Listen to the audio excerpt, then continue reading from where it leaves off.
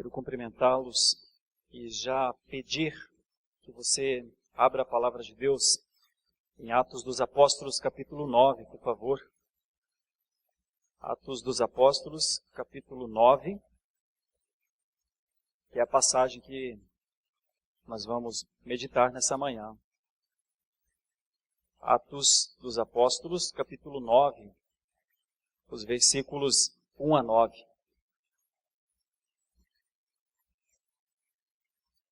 Atos dos Apóstolos, capítulo 9, versículos de 1 a 9. Passagem com grande conhecimento, porque é o momento da conversão de Saulo.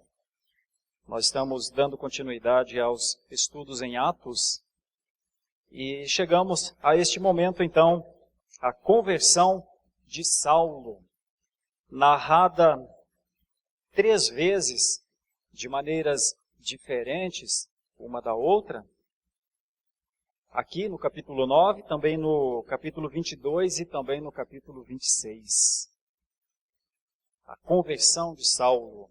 Está escrito assim na palavra de Deus: Saulo, respirando ainda ameaças e morte contra os discípulos do Senhor, dirigiu-se ao sumo sacerdote e lhe pediu cartas para as sinagogas de Damasco, a fim de que, caso achasse alguns que eram do caminho, assim homens como mulheres, os levasse presos para Jerusalém.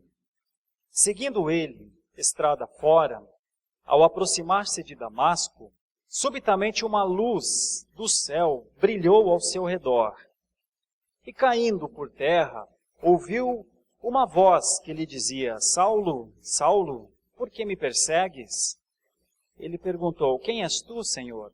E a resposta foi: Eu sou Jesus, a quem tu persegues. Mas levanta-te e entra na cidade, onde te dirão o que te convém fazer. Os seus companheiros de viagem pararam emudecidos, ouvindo a voz, não vendo, contudo, ninguém. Então se levantou Saulo da terra e, abrindo os olhos, nada podia ver. E, guiando-o pela mão, levaram-no para Damasco. Esteve 3 dias sem ver, durante os quais nada comeu e nem bebeu. Querida e amada igreja, esta é uma passagem aparentemente simples, uma narrativa, contando a história, um acontecimento na vida de uma pessoa. Por que é importante pensar nos detalhes de uma passagem como esta? Porque eu não sei se há muitas outras passagens com tamanha conexão ou com um fato que, de forma diferente, em tempo diferente, possivelmente foi o que aconteceu comigo e com você. Uma coisa é ouvir uma história de alguma coisa que aconteceu com outra pessoa, mas que está fora do seu raio de pensamento, de ação, de expectativa. Uma coisa é você ouvir falar sobre uma linda história. Uma coisa é você ouvir falar sobre uma tragédia. Uma coisa é você ouvir falar sobre algum lugar. Uma coisa é você ouvir falar sobre algum acontecimento na vida de uma pessoa, mas este acontecimento, ou este lugar, ou este fato, não diz respeito a você. Mas outra coisa é você olhar para uma situação que aconteceu com outra pessoa, no caso aqui, Saulo, Contudo, é algo que também aconteceu com você. Contudo, é algo que lhe alcançou de alguma forma. Você se conecta a um fato, você volta para trás, Você se lembra de quando foi o seu encontro? Aqui é o encontro, o momento de Saulo. E ele se dá mais ou menos em 3 fases. Eu poderia usar até mais fases, mas vou sintetizar em 3. Aqui nós temos 3 períodos cronologicamente distintos. Nós temos o período da pré-conversão, ou antes da conversão.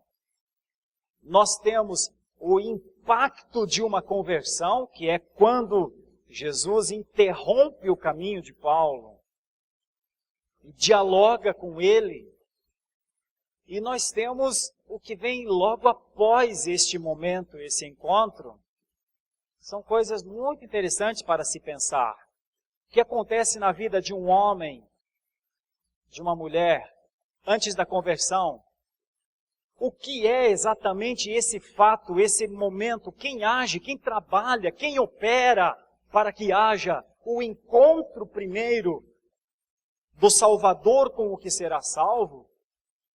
E como se dá logo a seguir a troca de comando? Então eu gostaria de sintetizar essa ideia. O sentido da conversão é uma troca de comando. O sentido último da conversão é uma alteração em relação a ideais de vida. O sentido último de uma conversão é o destronamento da vontade. É a ruptura com uma estratégia de vida do ser humano. A conversão é um bloqueio. A conversão é um stop. A conversão é uma ação que barra o coração do homem, a vontade do homem, os ideais desse homem, os planos desse homem. A conversão é uma ação que gera uma crise. E o que vem depois dessa conversão? Como é que as pessoas lidam com a crise da sua conversão? Então eu li o texto, eu quero pensar rapidamente contigo sobre esse estado anterior, o estado da pré-conversão. Como é um homem antes da conversão?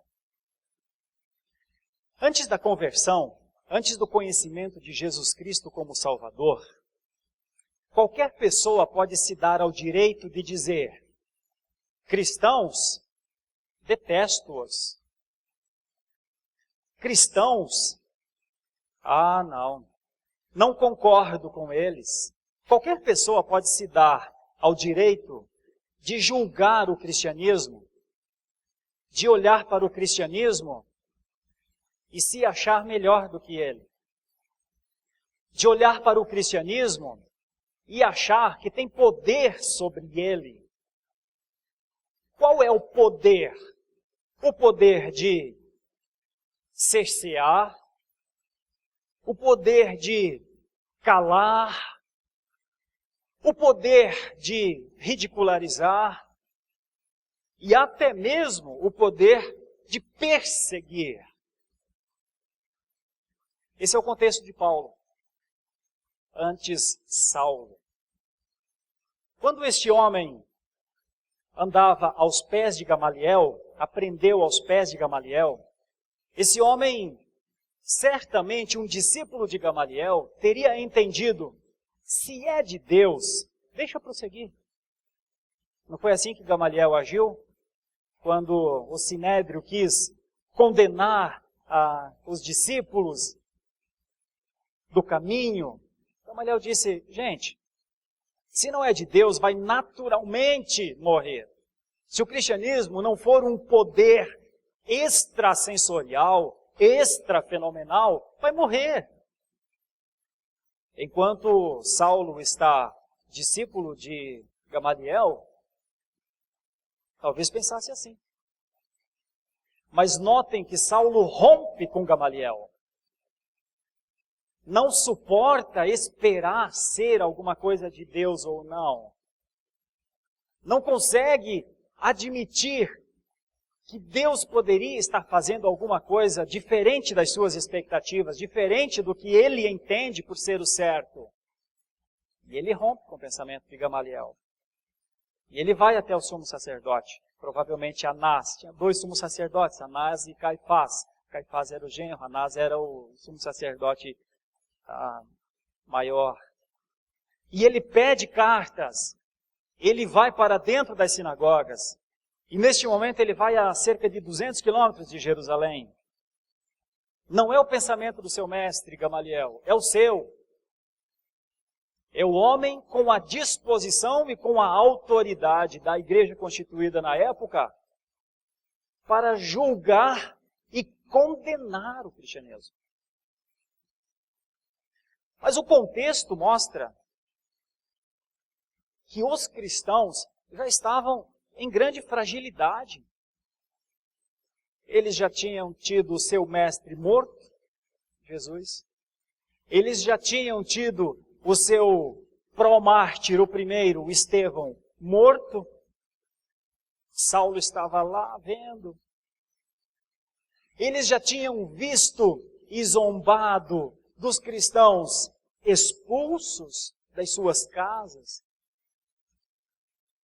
O que mais poderia se fazer a um povo aparentemente derrotado, sem forças?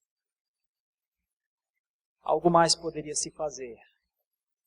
Na pré-conversão, antes do entendimento do que é a fé, qualquer um pode julgar o cristianismo. Qualquer um pode dizer, sou mais forte do que vocês. Qualquer um pode dizer, não concordo com vocês. Qualquer um pode dizer, eu tenho o direito de não querer vocês perto de mim. Qualquer um pode dizer, eu vou usar de todas as ferramentas para me desconectar de vocês. Foi isso que Paulo fez. Esse é o estado da pré-conversão de Paulo. Ódio, ira, irritação, incomodação. E esse é o estado da pré-conversão, ou o estado anterior à conversão, em todos os tempos em relação ao cristianismo. Por que será? Por que será que nos detestam tanto? Por que será que não somos bem-vindos, que não há prazer em nossa companhia?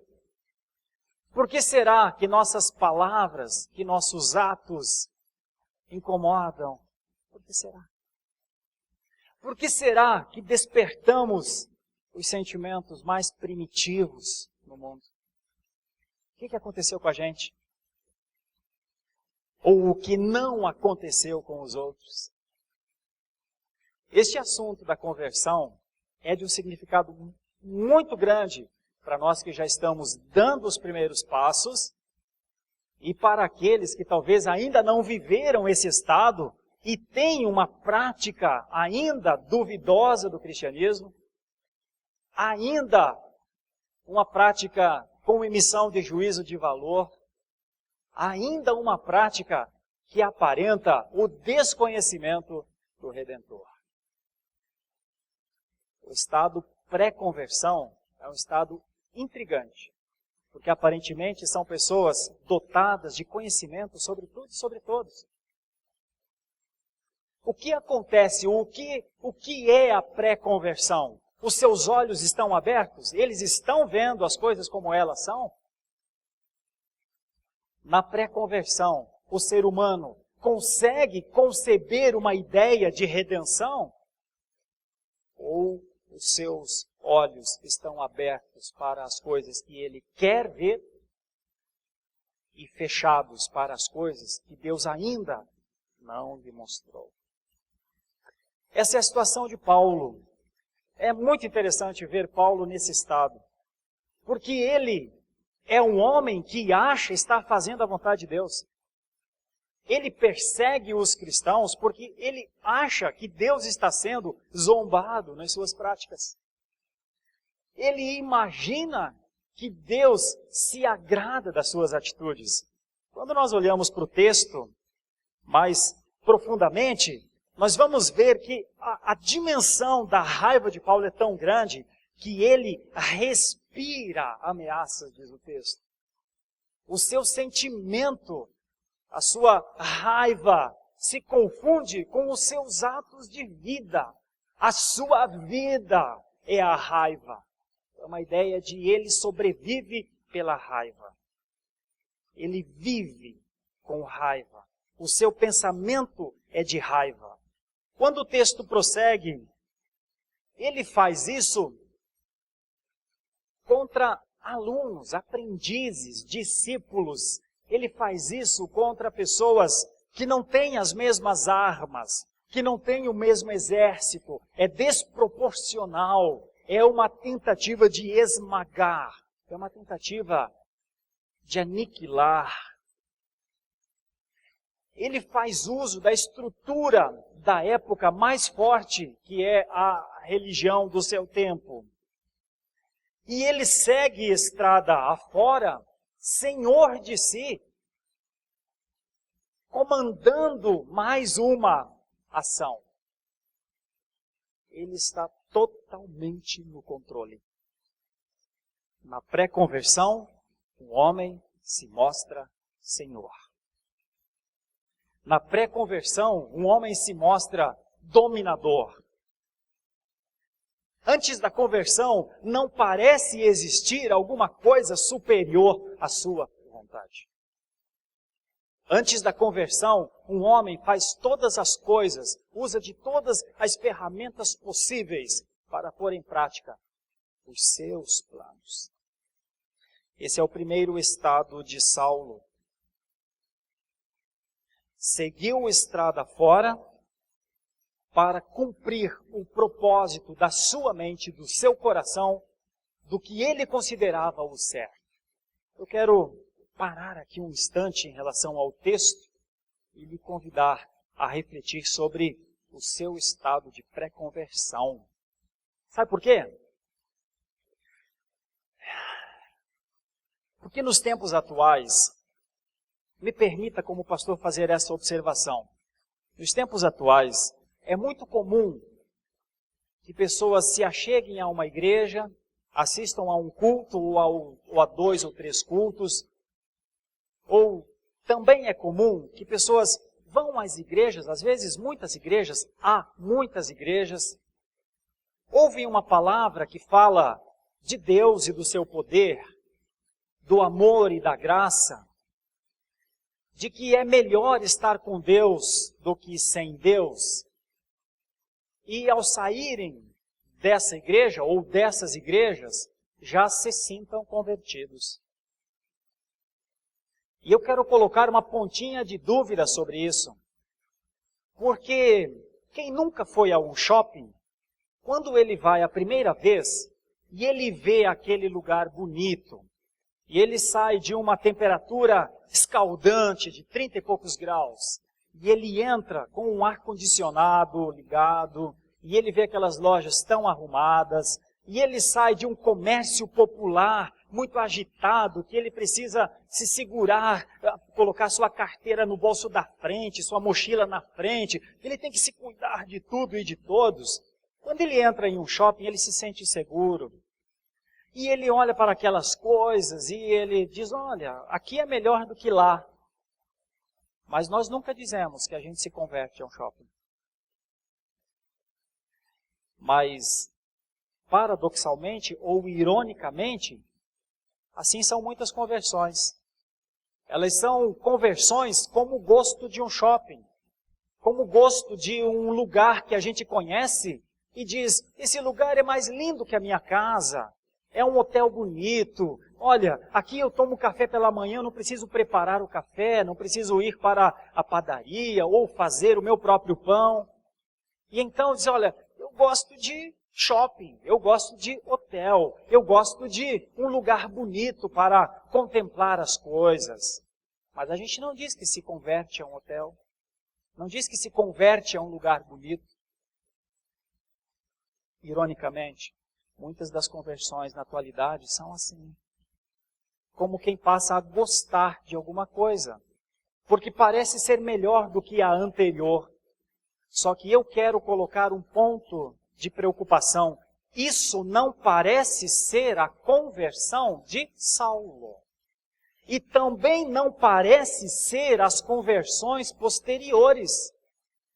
E se isso não é a conversão de Saulo, então é possível que muitas das conversões de hoje são só gosto, agradabilidade, impressão de segurança, impressão de uma ordem melhor, mais desenvolvida do que era a ordem anterior.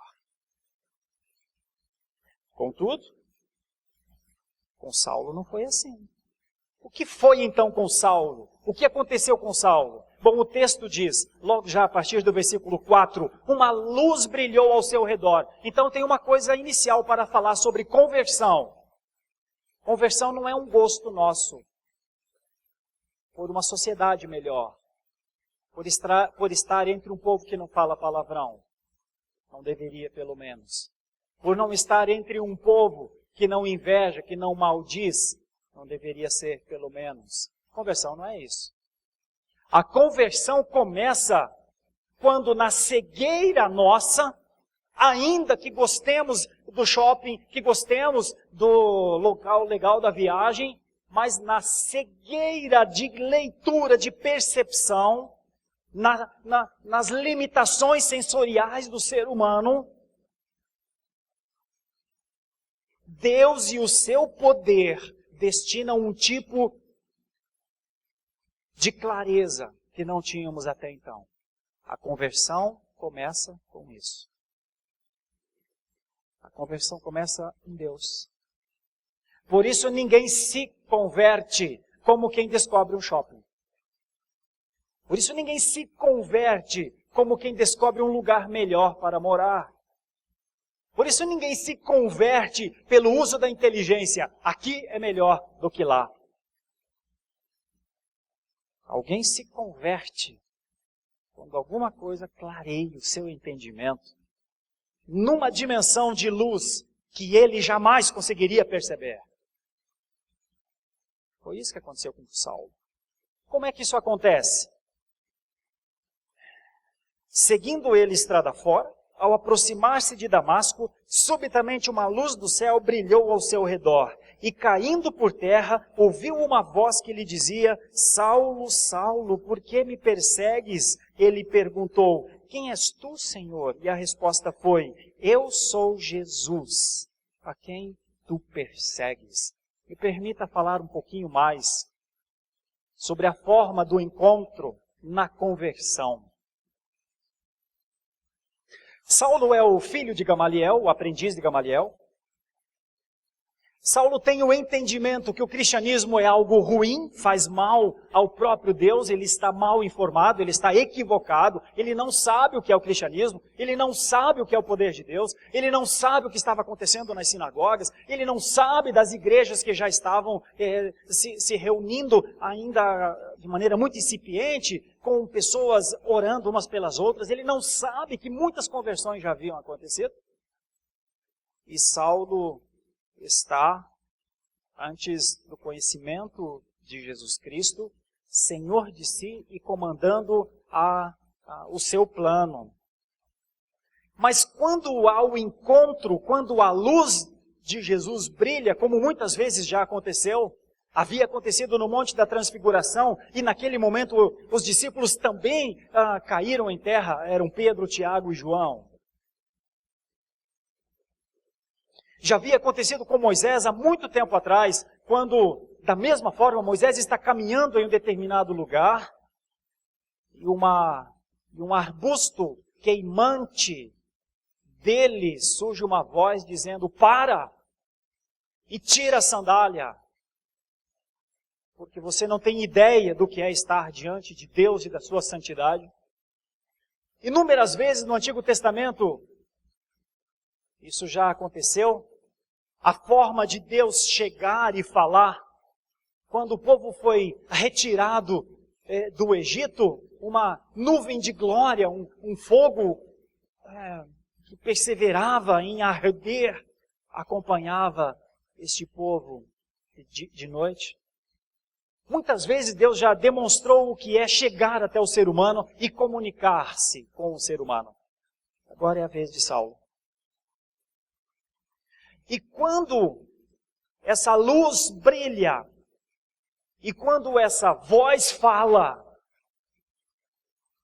nenhum líder, nenhum rei, nenhum homem poderoso, nenhum homem escoltado, nenhum homem de domínio diz assim: está falando, vamos conversar. O que o Senhor quer comigo?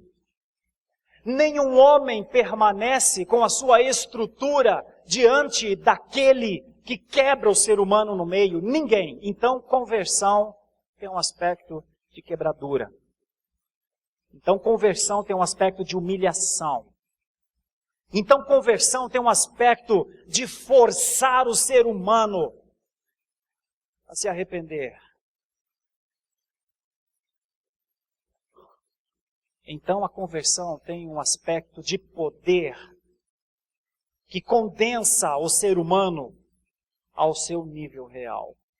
Como era Paulo na pré-conversão? Um homem todo-poderoso, um homem que dizia: em Damasco eu vou atrás. O texto que diz que ele ia atrás era assim: é como se eu vou descobrir aonde eles estão. E eu vou buscar um por um. E eu vou levar presos para Jerusalém. E eles estarão no julgamento. O sinédrio é o seu lugar. Paulo está querendo tirar as pessoas da igreja para levar para o sinédrio, para serem julgadas e condenadas como foram os seus líderes até então. O próprio Jesus e Estevão. Ele sabe que eles serão condenados, ele sabe quem são os juízes, ele sabe que o seu ódio para com os cristãos não é único, ele sabe a força que ele tem. É assim um homem antes da conversão. Soberbamente entronizado para dizer: sou superior a vocês.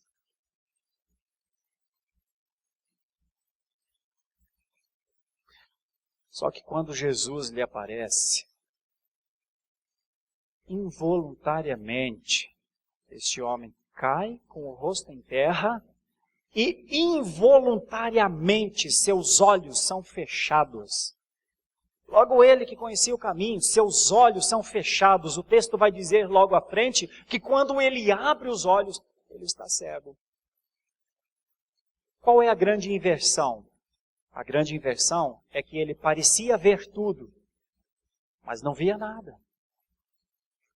Mas quando o Jesus perseguido, quando o Jesus... Porque se você olhar para o texto é até estranho, Jesus falar: eu sou Jesus a quem tu me persegues, mas como assim me persegues? Acontece que Jesus se identificou com o seu povo. Jesus viu a perseguição que o seu povo, que os seus crentes, que os que creram na sua mensagem, ele viu essas pessoas sofrendo a restrição de testemunharem que agora eram crentes. E então, quando Jesus diz: quando você faz isso a eles, você faz a mim, aqui começou a gerar uma crise na cabeça de Paulo, que era Saulo ainda, né? Então a conversão é o estabelecimento de uma crise. Como é que acontece esse destronamento? Como é que essa vontade vai parar? Como é que aquele entendimento anterior será mudado? Como é que o poder será transferido? Por minha vontade? Ou Deus toma a minha vontade? Pois eu vou lhe dizer, na conversão, Deus toma o seu poder. Na conversão, Deus tira de mim e de você a nossa vontade. Na conversão, Deus ajusta ao seu pensamento, à sua forma de ver o mundo, a nossa mente. Na conversão, você deixa de ser um livre pensador, um livre idealizador, o homem que sabe das coisas. Porque, neste momento, o controle da vida foi mudado. ele está no chão. Seus olhos estão fechados. O máximo que tem de fenômeno é: que estouro foi esse? Que estrondo foi esse? Que luz foi essa? E ninguém entende nada. Eis um homem ao chão. Que processo é esse? Esse é o processo de destronamento da vontade. Quem vai a um shopping e descobre que lá é melhor do que no comércio popular, volta para o comércio popular, se lhe interessar. Quem vai a uma viagem e gosta muito do lugar, depois quando olha as fotos diz: "Ah, mas sabe que não era tão interessante? Tem outros lugares melhores. Eu gosto mesmo é da minha casa." Pode fazer isso. Mas quem tem a sua vontade tomada, mas quem tem a sua essência mudada, mas quem tem o poder de Deus que muda a vontade, o ser, o esperar, o idealizar, o olhar a vida, esse não pode voltar mais para onde estava. Conversão é lhe tirar o direito de voltar ao império das trevas. É isso que é conversão. E é quando isso acontece que houve uma conversão.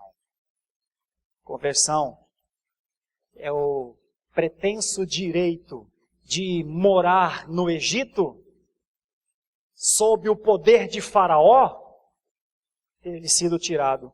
Vocês não vão mais voltar ao Egito. Vocês vão para a terra prometida.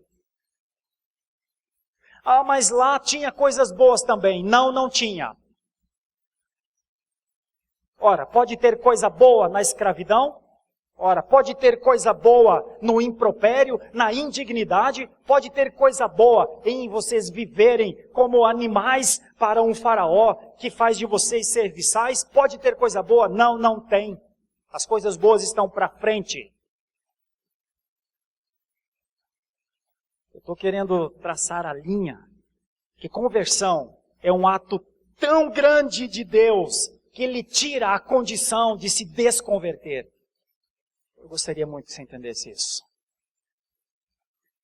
Porque é isso que vai te dar a segurança da salvação. Quando você descobrir que você não pode mais se dessalvar. Antes, você vai considerar cristianismo como um belo shopping. Como um belo lugar. Melhor do que o anterior. E vai fazer a sua escolha. Eu estou colocando uma pulga atrás da sua orelha para dizer: isso não é conversão. Isso é um gosto que nós todos desenvolvemos. Ninguém precisa ser crente para gostar mais de shopping e nem de um lugar melhor. Conversão é outra coisa. Conversão é a geração de uma crise que você não sabe direito o que fazer mais com sua vida. Até porque a sua vida lhe foi tirada. E se você lutar pela sua vida, como diz a palavra, perdê-la-á.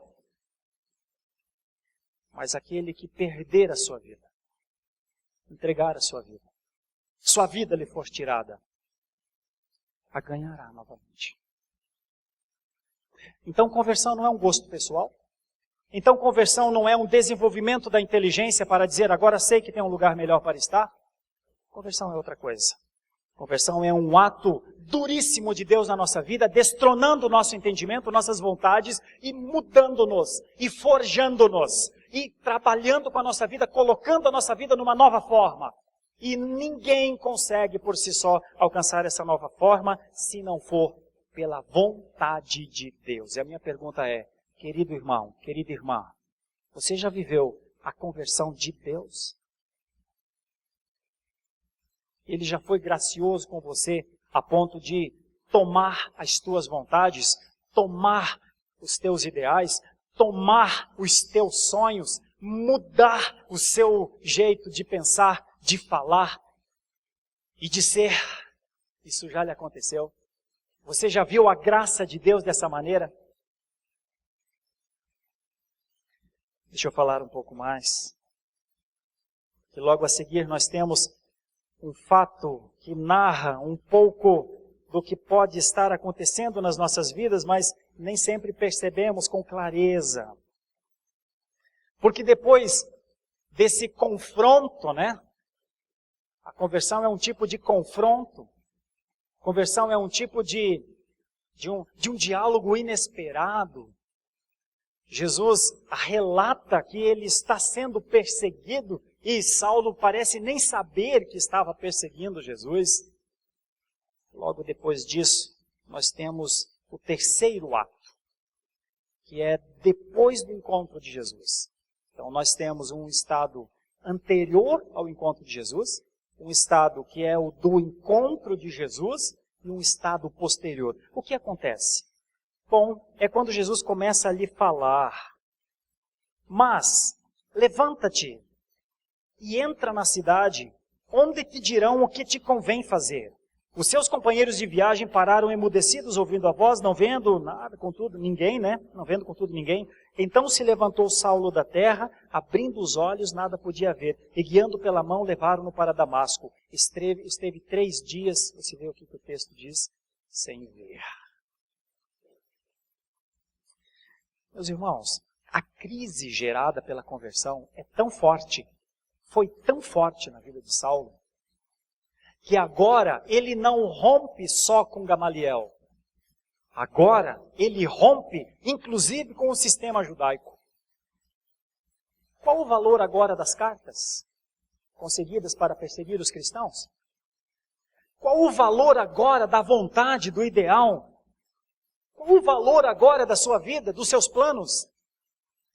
Qual o valor da sua estratégia montada? 240 quilômetros, a gente vai andar uns 70, 80, vamos dormir em tal cidade e depois prosseguiremos e depois prenderemos esses discípulos e aí os traremos arrastados, acorrentados. Nós andaremos nos nossos cavalos, mas eles andarão a pé no deserto. Quando eles tiverem sede, não daremos. Quando eles chorarem, quando eles morrerem, os jogaremos para os corvos, para os animais.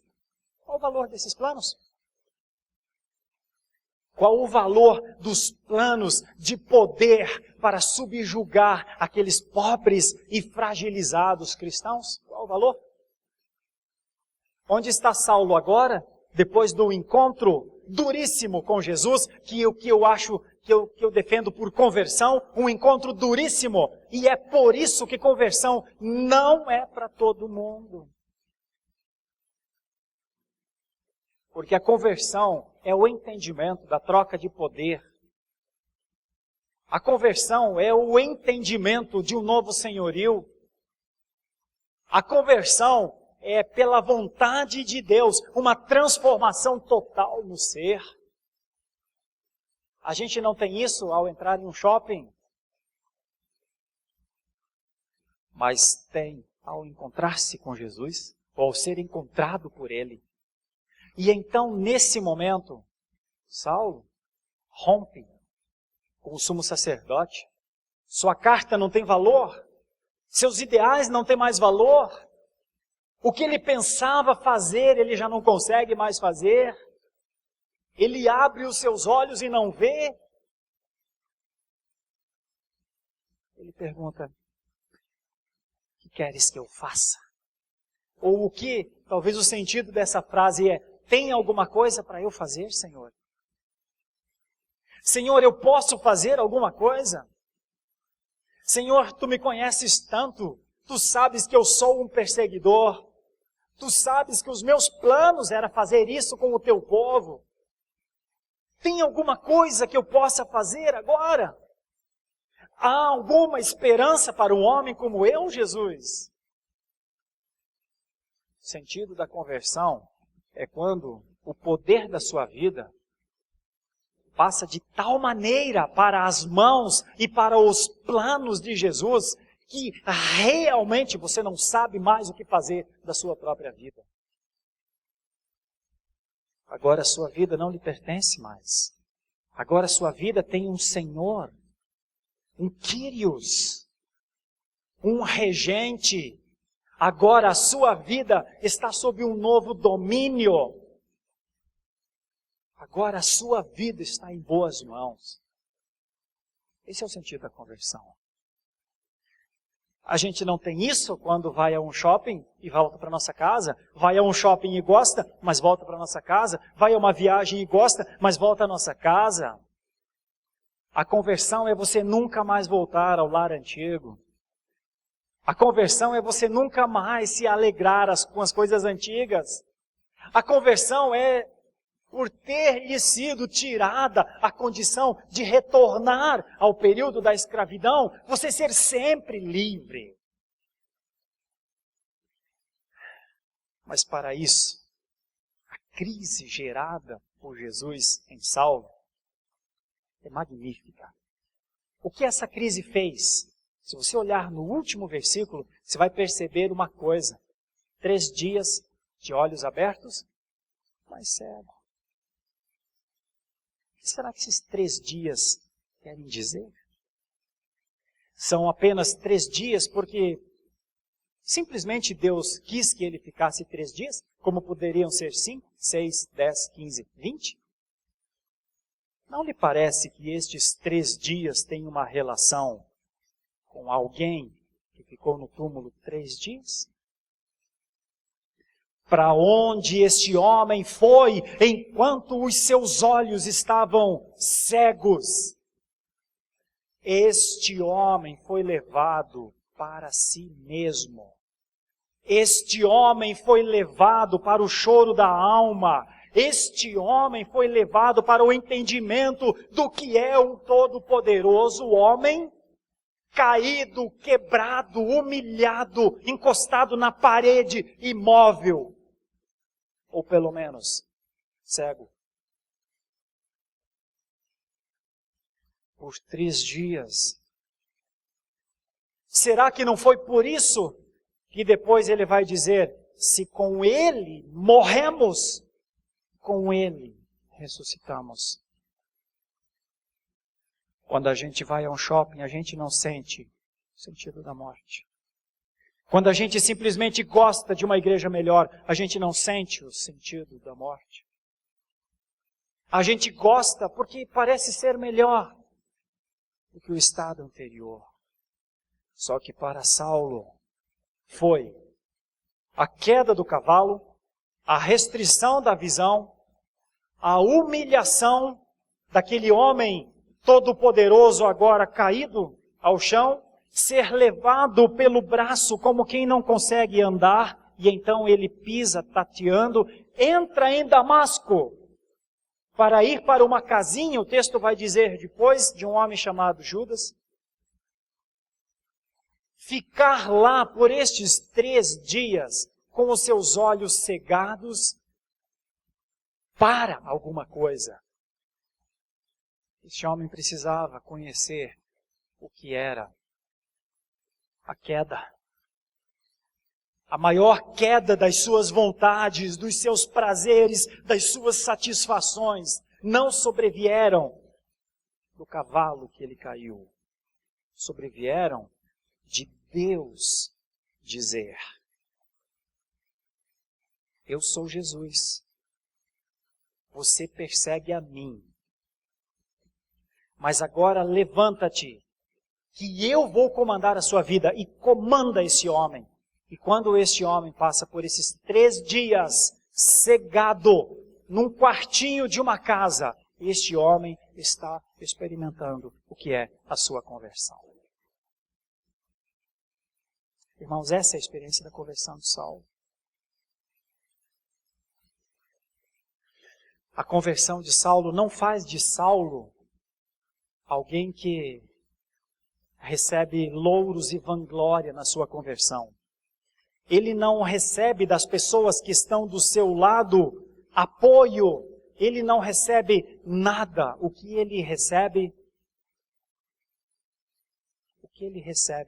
é o estado de solidão em relação ao que era a sua vida, crise em relação a perceber que o poder de Jesus era maior do que ele pensava, e dependência. Agora esse homem não está só rompido com Gamaliel, está rompido com todo o sistema, e está sozinho para ser comandado dali para frente verdadeiramente por um novo Senhor. Que lições nós podemos tirar acerca da conversão de Saulo? Que conexões nós podemos fazer com a nossa vida a respeito da conversão de Saulo? Eu vou dizer algumas coisas. a qualquer sistema, em todos os tempos, quando ele persegue a igreja, ele persegue Jesus. Todos os sistemas, quando perseguem a igreja, perseguem ao próprio Jesus, porque Jesus se identifica com os cristãos. Que lições nós podemos tirar, nós que somos a igreja? Continuemos. Se perseguidos, nos alegremos. As perseguições fortalecem-nos. As perseguições nos dão as condições de entender que Jesus está conosco e que Jesus sabe que a sua igreja será perseguida. Como devem reagir aqueles que são perseguidos em todos os tempos? Confiar. Confie em Deus. Confie na provisão de Jesus, no suporte de Jesus aos seus sofrimentos. Confie, confie e confie. Sabe por quê? Porque Jesus toma para si a perseguição da igreja. Porque Jesus advoga a favor da igreja. Porque Jesus toma de tal maneira para si que ele assume a defesa dos cristãos. Os maiores inimigos não são vencidos por nós, são vencidos por Jesus. Que lições nós podemos tirar da pré-conversão de Saulo, da conversão de Saulo e da pós-conversão de Saulo?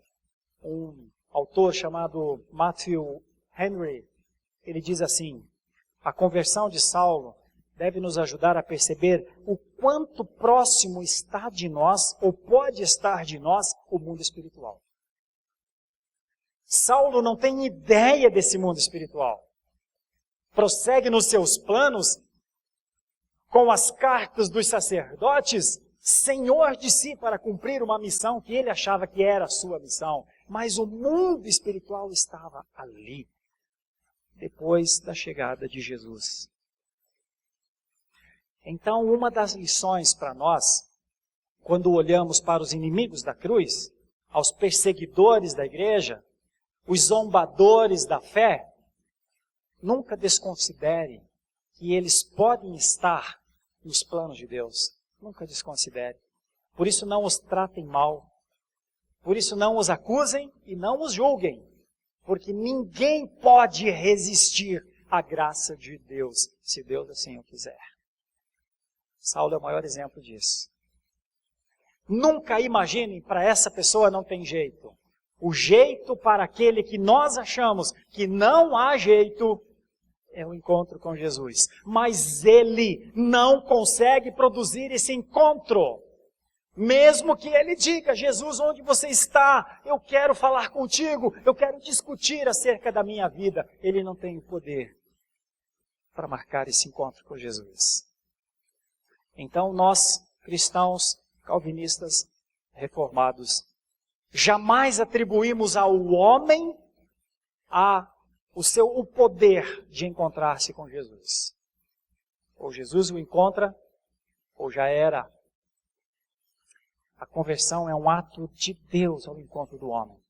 Mas deixa eu lhe falar, e eu finalizo com isso. Conversão produz mudança no homem. Conversão não aperfeiçoa o caráter que você tinha antes, o pensamento que você tinha antes. Conversão não melhora a minha vida e a sua vida.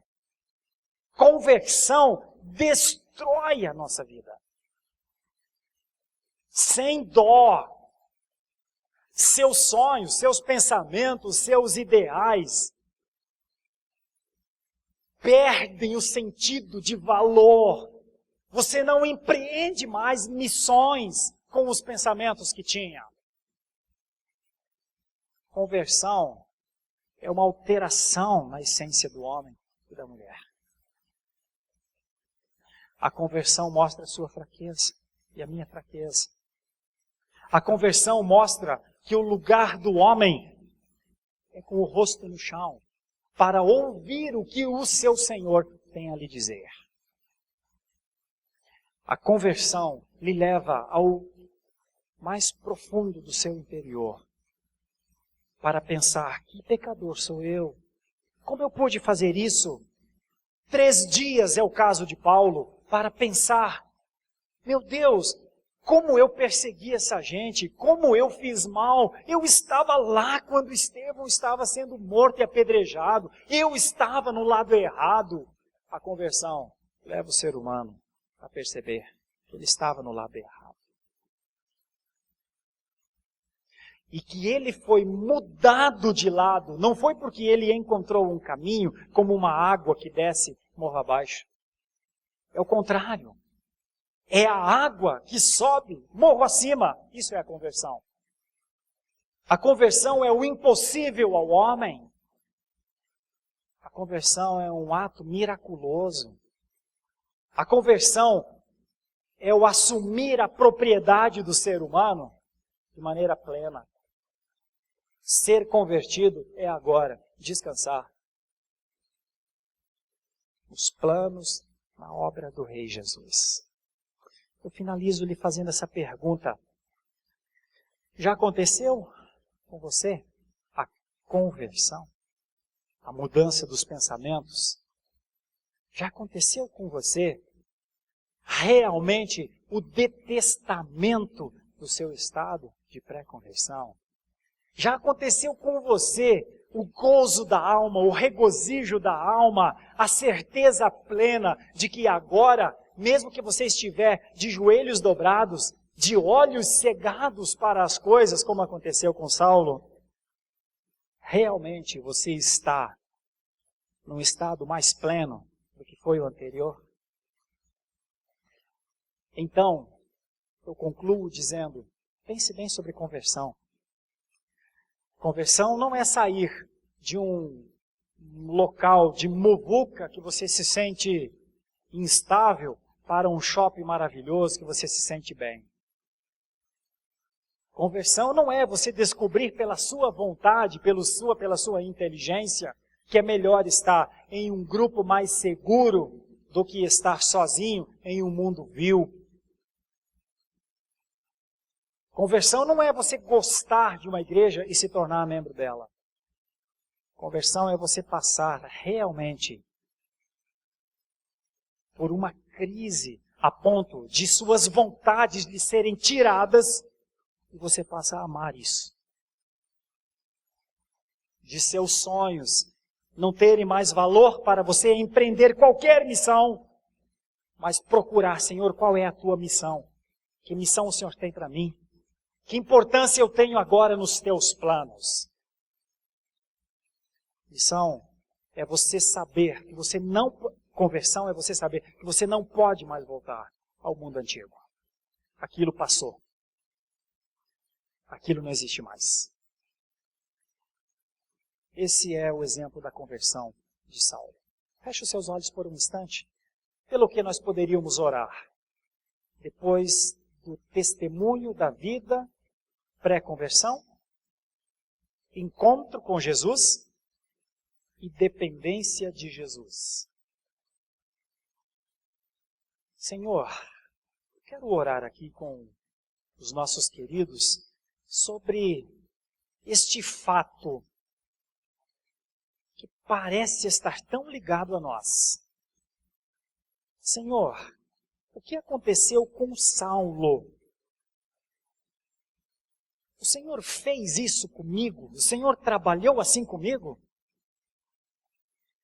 Era assim que o Senhor me via? Um homem ou uma mulher, senhor ou senhora de si? Senhor, eu também agredia aos cristãos? Senhor, eu também não tinha prazer nas tuas coisas? Senhor, o Senhor veio ao meu encontro, iluminou a minha vida. Senhor, os meus pensamentos foram alterados. As minhas vontades foram modificadas. Senhor, o Senhor está vendo a alegria da salvação em minha vida? Senhor, o Senhor está percebendo que eu sou comandado, completamente dominado, completamente dominada por tua vontade? Senhor, como está a nossa relação segundo os teus olhos? Como o Senhor está vendo os meus comportamentos? Como o Senhor está vendo os meus planos? Os meus planos estão dentro de uma missão tua, Senhor? O Senhor está percebendo na minha vida que a tua vontade está se cumprindo? O Senhor está feliz com a forma como eu ajo, porque sou um filho teu, Senhor? Essa seria a minha oração nessa manhã, para que o Senhor, com a sua graça, como o Senhor em graça age em favor dos seus, como o Senhor em graça um dia agiu em meu favor, permaneça com a sua graça sobre mim. Quando vejo Saulo convertido, me animo, porque significa que o maior dos pecadores pode ter seus pecados lavados e ser tornado alvo como a neve. Porque percebo que o maior dos pecadores pode conhecer o poder da cruz e morrer na cruz. E como Saulo, talvez ter de viver um tempo de profunda reflexão sobre seus pecados, sobre suas práticas, conduzido por um poder que já não é mais o seu, porque a sensação de viver sob o poder e a direção de Jesus, no primeiro momento de conversão, parece ser esse que nós estamos tendo agora, a sensação de estar com os olhos fechados, mas vendo alguma coisa.